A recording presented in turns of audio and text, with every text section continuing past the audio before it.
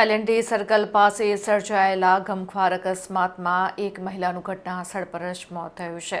ગઈકાલે સર્જાયેલા અકસ્માતમાં માતેલા સાંઢની જેમ દોડતી બસે મહિલાને મોતને ઘાટ ઉતારી દીધી છે। કારેલીબાગ એલએનડી સર્કલ પાસે પૂરપાટ ઝડપે દોડતી બસની ટક્કરે એક મહિલાનું કરુણ મોત થયું હતું। અકસ્માતને પગલે સ્થળ ઉપર લોકટોળા એકઠા થઈ ગયા હતા।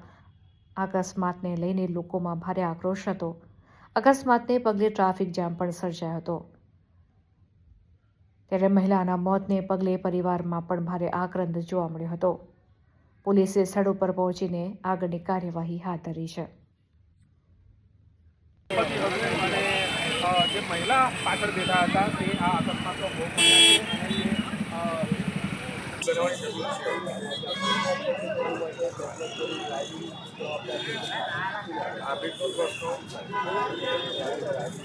કાર્યવાહી હોય છે। કાર્યવાહી કર્યા બાદ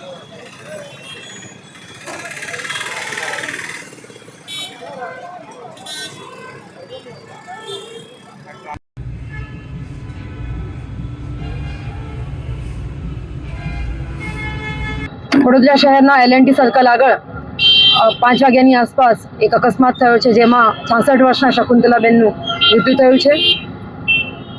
તેઓ તેમના પતિ સાથે બાઇક ઉપર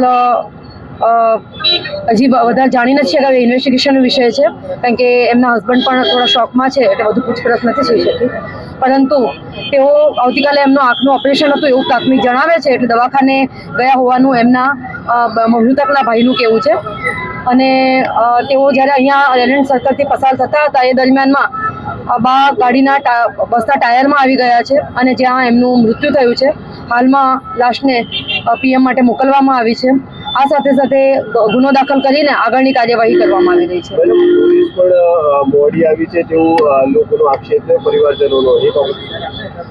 અત્યારે હાલમાં જે 112ની સિસ્ટમ જે છે જનરક્ષકની ચાલે છે એ અનુસાર 112 પર ફોન જાય ત્યારબાદ સેન્ટ્રલી એ અલોટ કરવામાં આવે છે અને એના આધારે એટલે કોઈ જ્યુરિસ્ડિક્શનના ઇસ્યુના કારણે એ થયું હોય એવું નથી, પરંતુ લાશ જે છે એ આગળના ટાયરમાં ફસાઈ ગઈ હતી। અલગ અલગ એજન્સીઓ ફાયરને પણ બોલાવવામાં આવ્યા હતા અને લોકોની અહીંયા મદદથી અને પોલીસની ટીમો સાથે અને પોલીસના અધિકારીઓની હાજરીમાં હાલ બોડીને કાઢીને પીએમ માટે લઈ જવામાં આવી છે।